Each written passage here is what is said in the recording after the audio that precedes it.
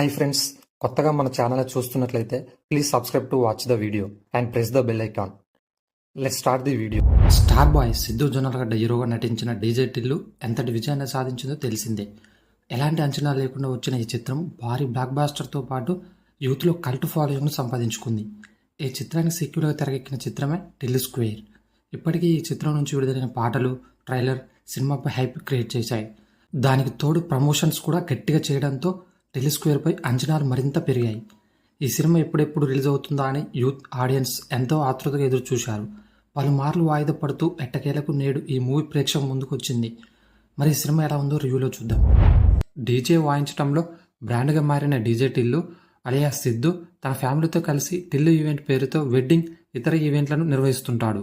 ఈ క్రమంలో గుర్తు తెలియని వ్యక్తి నుంచి 25 లక్షల రెమ్యూనరేషన్తో భారీ ఈవెంట్ను చేజెక్కించుకుంటాడు. ఆ తర్వాత ఓ పబ్లో ఊహించిన పరిస్థితుల్లో టిల్లు జీవితంలోకి లిల్లీ అలియాస్ అనుపమ పరమేశ్వరన్ వస్తుంది. గుర్తు తెలియని వ్యక్తి కోసం చేయనున్న ఈవెంట్ అతడి జీవితాన్ని ఎలాంటి పరిస్థితుల్లోకి నెట్టింది, తన జీవితంలోకి లిల్లీ అలియాస్ అనుపమ పరమేశ్వరన్ వచ్చిన తర్వాత టిల్లు లైఫ్ ఎలాంటి మలుపులు తిరిగింది, లిల్లీ ప్రెగ్నెన్సీకి కారణం ఏంటి, ఎలాంటి పరిస్థితుల్లో మళ్ళీ టిల్లు జీవితంలోకి రాధిక అలియాస్ నేహా శెట్టి ఎలా వచ్చింది, జైలుకు వెళ్లకుండా ఉండాలంటే లిల్లీ అప్పగించిన మిషన్ను టిల్లు పూర్తి చేశాడా, ప్రతికూల పరిస్థితుల నుంచి టిల్లు ఎలా బయటపడ్డారనేది టిల్లు స్క్వేర్ సినిమా కథ. డీజే టిల్లు సినిమా సక్సెస్ కావడానికి కారణమైన స్క్రీన్ ప్లేతోనే టిల్లు స్క్వేర్ సినిమాను మొదలుపెట్టినప్పటికీ కొత్త సీన్లు, డైలాగ్స్తో మూవీకి కనెక్ట్ అయ్యేలా చేయడంలో డైరెక్టర్ మల్లిక్ రామ్ అనుసరించిన పందా బాగుంది. కథను సీన్ల విషయంలో ఎలాంటి ప్రయోగం చేయకుండా చాలా బ్యాలెన్స్డ్గా పకడ్బందీగా ప్లాన్ చేయడం ఈ సినిమాకు ప్లస్ పాయింట్ అని చెప్పవచ్చు. ఇక ఈ చిత్రానికి డైలాగ్స్ అత్యంత బలంగా మారడమే కాకుండా సాధారణ ప్రేక్షకులను ఆద్యంతం నవ్వించేలా చేసిందని చెప్పవచ్చు. ఇక ఫస్ట్ హాఫ్ డీజే టిల్లు ఫార్మాట్ను అనుసరించిన టీం సెకండ్ హాఫ్ కథలోకి డాన్ అలియాస్ మురళీ శర్మను పట్టుకొచ్చి క్రైమ్ డ్రామాను ఎలాంటి తడబాటు లేకుండా ముందుకు నడిపించారు. ఐకానిక్ క్యారెక్టర్ రాధిక రోల్తో నేహా శెట్టి క్యారెక్టర్ను మళ్లీ పట్టుకొచ్చి నడిపించిన డ్రామా కూడా సినిమాకు ప్లస్ అయింది. ఇక అనుపమ పరమేశ్వరన్ను కేవలం గ్లామర్ రోల్ కాకుండా ప్రేక్షకులకు థ్రిల్ అయ్యేలా కొత్త యాంగిల్లో ప్రజెంట్ చేయడం మరో స్పెషల్ అట్రాక్షన్గా చెప్పుకోవచ్చు. క్లైమాక్స్ను డీల్ చేసిన విధానం సిద్ధు మల్లిక్ టీం వర్క్కి అద్దం పట్టిందని చెప్పుకోవచ్చు. ఎప్పటిలాగానే టిల్లుగా సిద్ధు మరోసారి చెలరేగిపోయాడు. అలాగే హై ఎనర్జీతో మరోసారి తన యాటిట్యూడ్తో ఆకట్టుకున్నాడు. అలవోకగా టపోరు లాంగ్వేజ్లో డైలాగులు చెప్పిన విధానం సినీ అభిమానులను ఫ్యాన్స్కి ఎక్కించిందని చెప్పవచ్చు.